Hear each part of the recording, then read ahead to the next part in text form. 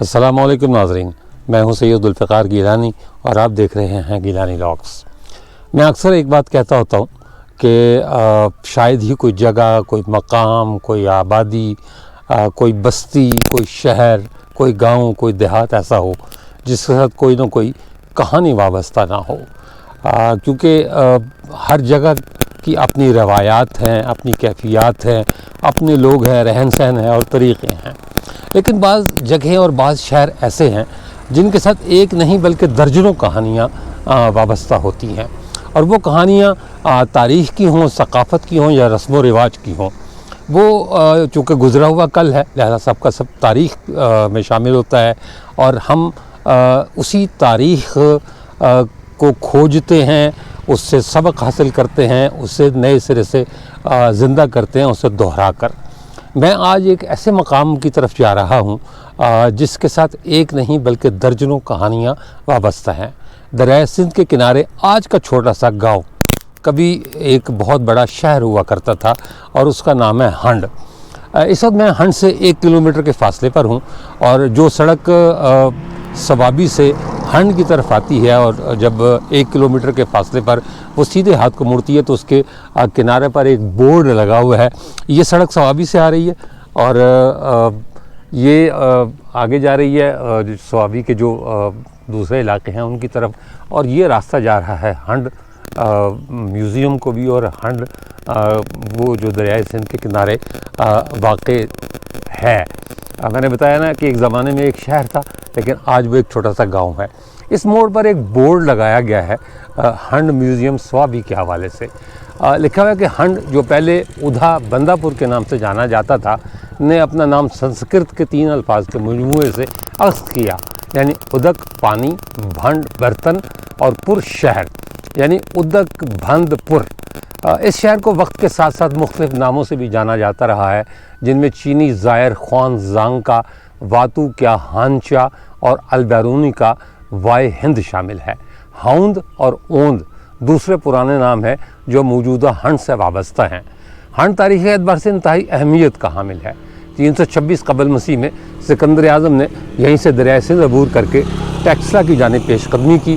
تقریباً 9ویں صدی عیسوی میں ہنڈ نے اس وقت مقبولیت حاصل کی جب یہ مشہور ہندو شاہی سلطنت کا دارالحکومت بنا۔ بعد میں 999 سے 1025 عیسوی تک یہ علاقہ محمود غزنوی کے زیر اثر رہا۔ مغل سلطنت نے بھی اس علاقے پر قبضہ جمائے رکھا، اور شہنشاہ اکبر نے 1586 میں یہاں پر ایک فوجی قلعہ بھی تعمیر کیا، جس کی باقیات آج بھی موجود ہیں۔ ہنڈ کی تاریخی اہمیت کو مد نظر رکھتے ہوئے محکمہ آثار قدیمہ خیبر پختونخوا نے اس علاقے میں 1996 اور 2008 میں کھدائی کا کام مکمل کیا، اور دریافت ہونے والے باقیات اور نوادرات کو محفوظ کرنے کی غرض سے ہنڈ میوزیم کا قیام عمل میں لایا گیا۔ مجھے نہیں پتا کہ میں آپ کو ہنڈ میوزیم دکھا پاؤں گا یا نہیں، لیکن ہم چل رہے ہیں ہنڈ، اور وہاں پہنچ کر میں آپ کو بتاتا ہوں کہ یہاں تاریخ کی کون کون سی داستانیں دفن ہیں۔ چند جملے میں نے آپ کو سنائے، لیکن میں آپ کو چل کر اس قلعے کی باقیات بھی دکھاتا ہوں جو اکبر نے بنایا تھا، اور وہ مینار بھی دکھاتا ہوں جو الیگزینڈر کی یاد میں تعمیر کیا گیا ہے اپنا ہنڈ میں، ٹاور آف اولمپیا کی طرز پر۔ تو آئیے، یہ راستہ ہنڈ کو جا رہا ہے، میرے ساتھ ساتھ رہیے، ہنڈ چلتے ہیں اور دیکھتے ہیں کہ ہنڈ میں ہماری دلچسپی کا کیا کیا سامان موجود ہے۔ 4-5ویں صدی عیسوی کے درمیان وائٹ ہن آ گئے، انہوں نے اس تہذیب کو بالکل برباد کر دیا، اور بدھ مت کے وہ گہوارے، بدھ مت کی وہ درس گاہیں اور بدھ مت کے جو اسٹوپا تھے وہ سارے تباہ و برباد کر دیے اور اجاڑ دیے گئے۔ ہنڈ کو یہ اعزاز حاصل ہے کہ یہ کئی سلطنتوں کا دارالحکومت رہا۔ گندھارا کا سب سے پہلا دارالحکومت پشکلاوتی تھا، یعنی جو آج کا 4 سدہ ہے۔ دوسرا دارالحکومت پرشپورہ تھا، یعنی پشاور، اور اس کے بعد ہندو شاہی خاندان نے جس شہر کو گندھارا تہذیب کے دارالحکومت کے طور پر چنا وہ ہنڈ ہے۔ لیکن بدقسمتی کی بات یہ ہے کہ ہنڈ ہندو شاہی سلطنت کا ہی نہیں بلکہ گندھارا تہذیب کا آخری دارالحکومت ثابت ہوا۔ اس کی وجہ یہ ہے کہ یہ وہی مقام ہے ہنڈ کا جہاں سلطان محمود غزنوی نے 11ویں صدی میں یعنی 1001 عیسوی سے لے کر 1022 عیسوی کے درمیان ہندوستان پر 17 حملے کیے۔ اس وقت یہاں آنند پال اور اس کا بیٹا جے پال یہ باری باری حکومت کیا کرتے تھے۔ محمود غزنوی نے آنند پال کو شکست بھی دی اور جے پال کو بھی۔ آنند پال کو جب شکست دی تو ہنڈ کا وہ تاریخی رتبہ یا حیثیت ختم ہو گئی جو یہاں ایک دارالحکومت کے طور پر تھی۔ اس کے بعد گندھارا تہذیب آہستہ آہستہ ختم ہوتی چلے گئی۔ اس کے بعد پھر گندھارا مغلوں کے پاس چلا گیا، لیکن اس سے بھی پہلے جس مقام پر میں کھڑا ہوں یہ دریائے سندھ کے عین کنارے ہے، اور یہ دریائے سندھ کا وہ منظر جو میں آپ کو کیمرے کی آنکھ سے دکھا سکتا ہوں۔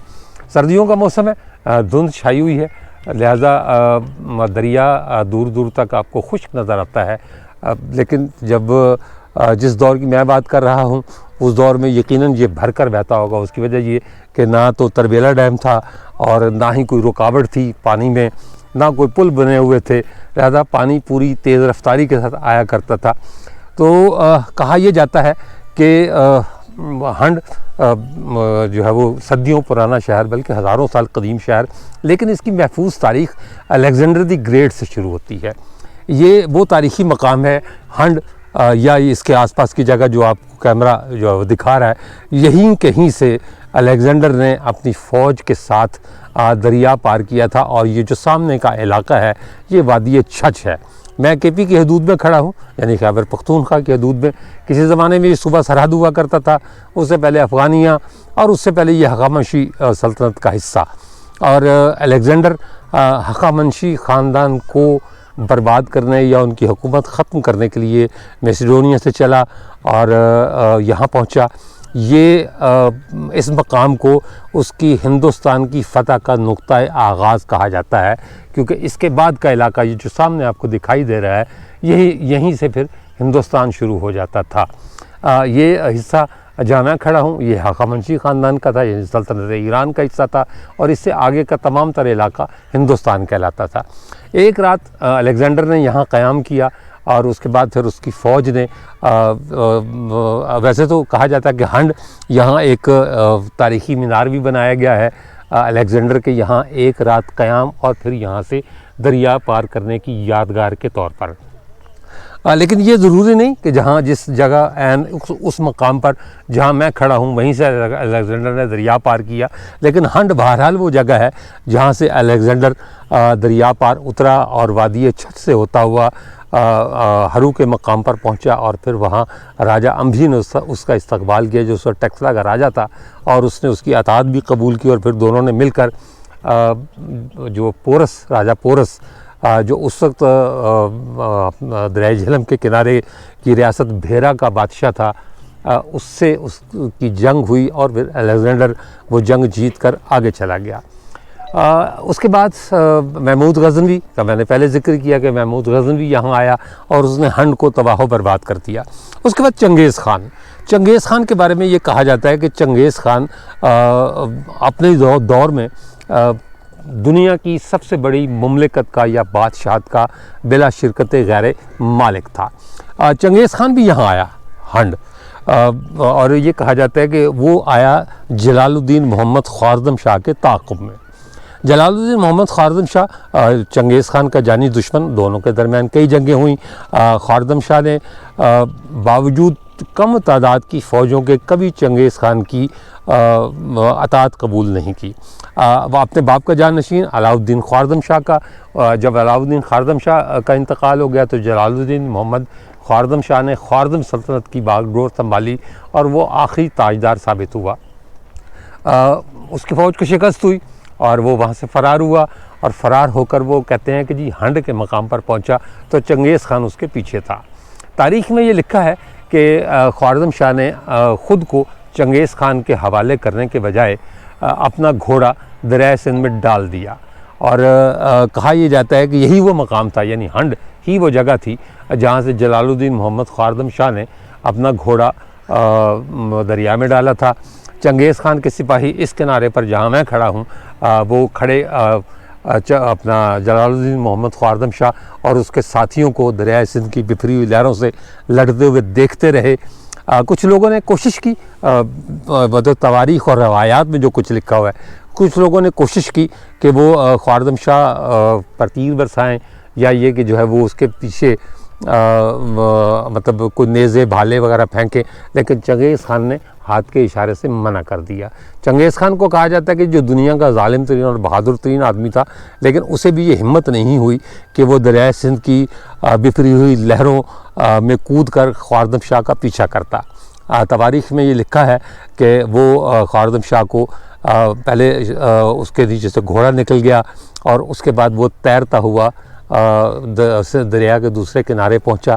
اس نے تعاقب نہیں کیا، اپنے سپاہیوں کو بھی منع کر دیا کہ تم اس پر تیر نہ برساؤ، اور دوسرے کنارے جا کر وہ اپنے گھوڑے سے اترا۔ کچھ لوگ کہتے ہیں گھوڑا جو ہے وہ پانی کی نظر ہو گیا تھا، لیکن کچھ لوگ کہتے ہیں کہ وہ گھوڑے سمیت جو ہے وہ پار اترا تھا۔ اس نے گھوڑا کھڑا کیا اور ایک جھاڑی پر جو ہے وہ اپنا شاہی لبادہ جو اس نے پہنا ہوا تھا وہ اتار کے رکھا، اور مطلب چنگیز خان کی دسترس سے باہر ہو گیا۔ لیکن میں اس بات سے اختلاف کرتا ہوں۔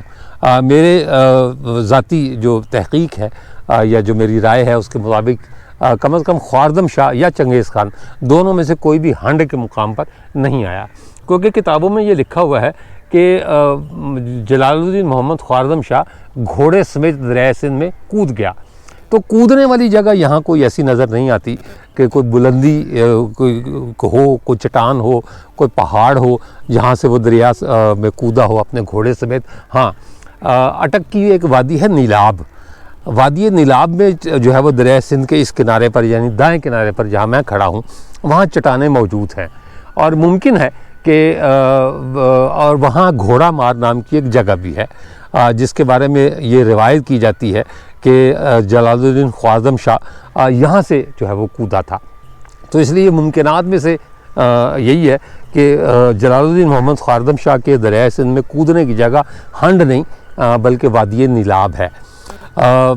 اس کے بعد جو ہے چنگیز خان کے بعد پھر مغل خاندان آ گیا۔ مغل خاندان میں ظہیر الدین محمد بابر، یوسف زئی ان سے اس نے سیاسی اتفاق رائے پیدا کرنے کے لیے بی بی مبارکہ، یوسف زئیوں کی بہت خوبصورت دوشیزہ کہی جاتی ہے، بڑی نوبل کسی سردار کی جو ہے وہ بیٹی تھی یوسف زئی سردار کی، بی بی مبارکہ سے شادی کی، اور یہ کہا جاتا ہے کہ وہ شادی بھی ہنڈ کے مقام پر ہی ہوئی۔ اسی جگہ بابر نے بی بی مبارکہ کو اپنے نکاح میں لیا اور پھر وہ ہندوستان کی فتح کے لیے روانہ ہوا۔ لیکن اس کا پوتا یعنی اکبر، اس کے یوسف زئیوں سے تعلقات اچھے نہیں رہے، اور اکبر نے یوسف زئیوں کا مقابلہ کرنے کے لیے ہنڈ میں ایک قلعہ بھی بنایا، اور جو ہے اپنا اس قلعے کے کچھ آثار باقی ہیں، وہ میں آپ کو اگلے بلاگ میں دکھاتا ہوں۔ جو قلعے کے باقی ماندہ آثار ہیں، وہ قلعہ بنایا، لیکن بعد میں وہ قلعہ پھر یوسف زئیوں کے حملے میں ہی تباہ ہوا۔ یہ بھی کہا جاتا ہے کہ دریا کے پار اٹک کا قلعہ اور ہنڈ کا قلعہ، ان کے درمیان ایک سرنگ موجود تھی جو دریا کے نیچے سے ہوتی ہوئی جاتی تھی۔ دونوں فوجی گیریجن تھے، اٹک کا قلعہ بھی اور ہنڈ کا قلعہ بھی، اور ان دونوں کے درمیان میں جو سرنگ بنائی گئی تھی اس کا مقصد یہ تھا کہ بوقت ضرورت ایک دوسرے کی مدد کو پہنچا جا سکے، یا اگر فرار ہونے کی نوبت آئے تو فرار ہوا جا سکے۔ یہ اکبر بادشاہ کے دور تک ہنڈ جو ہے وہ آباد تھا، لیکن پھر جب مغلوں کی اور یوسف زئیوں کی دشمنی بڑھی تو آہستہ آہستہ ہنڈ کی اہمیت ختم ہوتی چلی گئی، خاص طور پر اٹک کا قلعہ بننے کے بعد۔ مغلوں نے افغانستان جانے کا راستہ بھی تبدیل کر دیا، پہلے وہ ہنڈ کے راستے سے جایا کرتے تھے، لیکن اکبر نے ہنڈ کو اپنانے کی بجائے پھر اٹک کے راستے کو ترجیح دی، اور وہ اٹک سے دریائے سندھ پار کیا کرتا تھا، کیونکہ جب اٹک نہیں تھا تو جتنے بھی حملہ آور آئے وہ ان کی جو گزرگاہ تھی، یعنی دریا پار کرنے کی جو گزرگاہ تھی، وہ یہ ہنڈ ہی تھا جو اب منو مٹی تلے دب چکا۔ یہاں ایک گڑھا ہے، وہ گڑھا بھی میں آپ کو دکھاتا ہوں، تہ در تہ مطلب کشان دور، ہندو شاہی دور، وہ باقاعدہ کھدائی کر کے محکمہ آثار قدیمہ نے گڑھا بنایا ہوا ہے جس میں بتایا گیا ہے کہ کون سی پرت کس دور کی ہے۔ میرے عقب میں آپ کو ایک مینار نظر آ رہا ہے، یہ مینار الیگزینڈر دی گریٹ کے دریا پار کرنے کی یاد میں تعمیر کیا گیا ہے۔ میں آپ کو اس کو قریب سے دکھاتا ہوں۔ یہ وہ مینار ہے جو الیگزینڈر کے دریائے سندھ پار کرنے کی یاد میں یہاں تعمیر کیا گیا ہے۔ اس کی بنیاد میں ایک تختی نصب ہے جس پر لکھا ہوا ہے کہ گندھارا پر حملہ کرتے وقت سکندر اعظم نے اپنی فوج کو 2 دستوں میں تقسیم کیا۔ ایک دستے کی کمان جنرل ہپاسٹن کو دی گئی، جبکہ دوسرے دستے کی سرپرستی سکندر اعظم نے یعنی الیگزینڈر دی گریٹ نے خود کی۔ دونوں دستوں کو منصوبے کے مطابق ہنڈ کے مقام پر ملنا تھا اور پھر مشترکہ فوج کو دریائے سندھ پار کر کے ٹیکسلا میں داخل ہو جانا تھا۔ جنرل ہپاسٹن وادی پشاور یعنی خیبر پاس یا درہ خیبر کے راستے داخل ہوا اور گندھارا کے اس وقت کی دارالحکومت پشکلاوتی چارسدہ کی جانب بڑھا۔ پشکلاوتی کے بادشاہ آستس کو شکست دی گئی اور ہنڈ کی جانب پیش قدمی کی گئی۔ سکندر اعظم افغانستان میں واقع وادی کنر سے باجوڑ کے علاقے ناواگئی میں داخل ہوا۔ پنچکوڑا دریا کو پار کرنے کے بعد سکندر اعظم نے مساگا یعنی چکدرا کو قبضے میں کیا۔ سوات میں بازیرہ، بریکوٹ اور اورا کی جانب پیش قدمی کی، اور اس کے بعد وہ یہاں تو خیر نہیں لکھا ہوا لیکن اس کے بعد وہ کوہ اردنس گیا۔ اردنس کو فتح کرنے کے بعد وادی سوات کو مکمل طور پر تسخیر کرتے ہوئے الیگزینڈر ہنڈ پہنچا، جہاں ہپاسٹن نے پہلے سے دریا کو عبور کرنے کے انتظامات مکمل کر رکھے تھے۔ تو کہا یہ جاتا ہے کہ الیگزینڈر نے ایک رات ہنڈ میں قیام کیا اور اس کے بعد پھر اس نے دریا پار کیا۔ یہ وہ مینار جو الیگزینڈر کے دریائے سندھ پار کرنے کی یاد میں یہاں تعمیر کیا گیا ہے اور اسے نام دیا گیا ہے الیگزینڈر میموریل۔ یہ مینار اس بات کی یاد دلاتا ہے کہ 2326 قبل مسیح میں یعنی آج سے کوئی 2300 سال پہلے یا 2400 سال پہلے وہ شخص جسے فاتح عالم کہا جاتا تھا، اس نے اسی مقام سے یعنی ہنڈ سے دریائے سندھ کو عبور کیا اور پھر ہندوستان کی تسخیر کے لیے روانہ ہوا۔ آثار قدیمہ کو تمام علوم کی ماں کہا جاتا ہے، اور اس کی وجہ یہ ہے کہ جو مستقبل کی تعلیم اور تربیت ماں کرتی ہے وہ کوئی اور نہیں کر سکتا۔ یہی وجہ ہے کہ آثار قدیمہ دیکھ کر یہاں سے گزر جانے والوں کے، اس دنیا سے چلے جانے والوں کے، وہ عام لوگ ہوں یا بڑے لوگ ہوں، ان کے حالات زندگی کا پتہ چلتا ہے۔ یہ معلوم ہوتا ہے کہ کس نے کہاں غلطی کی، یہ معلوم ہوتا ہے کہ کس نے کہاں کامیابی حاصل کی اور کسے ناکامی ہوئی۔ اسی لیے آثار قدیمہ کو تمام علوم کی ماں کا درجہ دیا گیا ہے، کیونکہ ماضی ہمارے مستقبل کی تربیت کرتا ہے، رہنمائی کرتا ہے اور ہمارے آنے والے کل کی بنیاد رکھتا ہے۔ میں آثار قدیمہ کو کھوجنے کے لیے نکلا ہوں۔ میں نے آپ کو وہ دریائے سندھ بھی دکھایا جہاں سے وہ خود الیگزینڈر نے دریا عبور کیا۔ یہ روایت بھی بتائی کہ جلال الدین محمد خواردم شاہ نے یہاں سے گھوڑے پر چھلانگ لگائی اور چنگیز خان اسے دیکھتا رہ گیا۔ یہ بھی بتایا کہ گندھارا تہذیب کا آخری دارالحکومت یہی شہر تھا جہاں جس کے میوزیم میں میں اس وقت بیٹھا ہوں۔ میوزیم میں چونکہ مرمت ہو رہی ہے، بند ہے اور سارا سامان پشاور شفٹ کیا جا چکا ہے۔ اب جب کبھی اس کی مرمت مکمل ہوگی تو وہ دوبارہ سامان یہاں لایا جائے گا، اور ممکن ہے کہ میں کسی وقت آپ کو ہنڈ میوزیم کا اندرونی حصہ بھی دکھا سکوں، جہاں سے ارد گرد کے بدھ مذہب کی تہذیب کے آثار، وہاں سے دریافت ہونے والے مورتیاں بدھا کے، الیگزینڈر کے دور کی چیزیں، جو خنجر، بھالے اور جو نشانات ہیں اور جو یہاں کھدائی کی گئی ہے وہ چیزیں رکھی گئی ہیں۔ ممکن ہے کہ وہ میں کبھی آپ کو دکھا سکوں، لیکن فی الوقت آپ سے اجازت چاہتا ہوں۔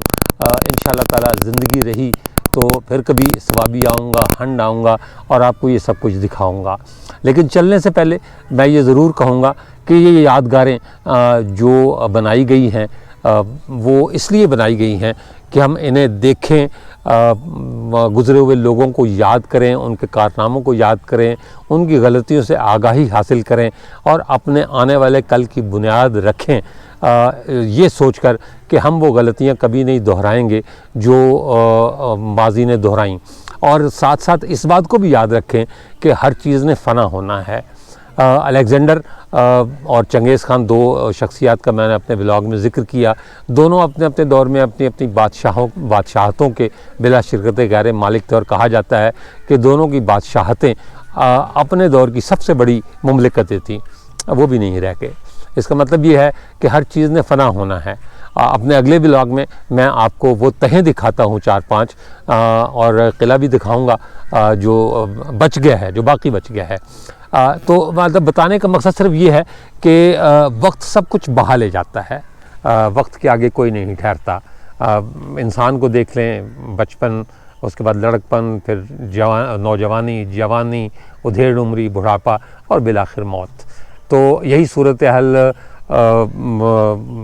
گزرے ہوئے کل کی ہے کہ یہ کہانیاں چھوڑ جاتے ہیں اور وقت گزر جاتا ہے، وقت کبھی نہیں رکتا. لیکن ان کہانیوں کو یاد رکھنا ہمارا کام ہے تاکہ ہم اپنی آنے والی نسلوں کو بتا سکیں کہ جو کہانی کل کی تھی اس میں کیا کیا تھا، کون کون سے کردار تھے، اس کہانی میں کس کردار سے کہاں غلطی ہوئی، کس کردار نے کامیابی سمیٹی اور کس کردار کے حصے میں ناکامی آئی. اس کے ساتھ ہی اجازت دیجیے، انشاءاللہ تعالی اگلے ولاگ میں دوبارہ ملاقات ہوگی. تب تک کے لیے اللہ حافظ.